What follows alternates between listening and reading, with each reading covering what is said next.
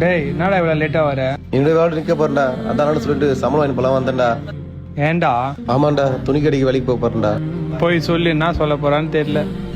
அண்ணே சொல்லுப்பா. இன்னொரு வேலை நிக்க போறேன். அதான் கூட சொல்லிட்டு சம்பளம் வாங்கி போலாம் வந்தேனே. வேலைக்கு வரலையா? ஏன் இங்க ஏதாச்சும் பிரச்சனையா? ஆமாண்ணே, இங்க சம்பளம் எனக்கு பத்தலண்ணே. துணி கலை இன்னும் தரேன்னாங்கண்ணே. அதாங்க போறேண்ணே. அப்படியா? ஒரு நிமிஷம் இரு. இந்த மாசம் நீ மொத்தம் 22 நாள் வந்திருக்க. சம்பள காசு. ரொம்ப நன்றிண்ணே. தம்பி விஜய், ஒரு நிமிஷம் இருப்பா. சொல்லுண்ணே. தம்பி, நான் ஒரு ஓனரா இல்லாம ஒரு அண்ணனா ஒரு விஷயம் சொல்றேன், கேட்டுக்கிறியா? சொல்லுங்கண்ணே. இங்க நீ 500 ரூபாய் சம்பளத்துக்கு வேலை செஞ்சே, அதை நீங்க தொழில் கத்துக்கிறதுக்காக வந்த. அதே நீ இப்ப துணி கடைக்கு 800 ரூபாய் சம்பளத்துக்கு வேலைக்கு போறேன்றியே, அதை நீ வேலை செய்யறதுக்காக போற.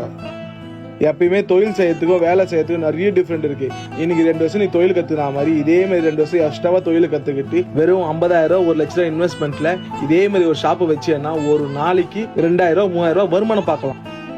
ஆனா 800 ரூபாய் சம்பளத்துக்கு நீ வருஷம் ஃபுல்லா வேலைக்கு போனாலும் 800 ரூபாயில இருந்து ஒரு 1000 ரூபாய் வரைக்கும் சம்பளம் வாங்கலாம். ஆனா அதே மாதிரி துணி கடை வைக்கணும்னா பல கோடி ரூபாய் செலவாகும்.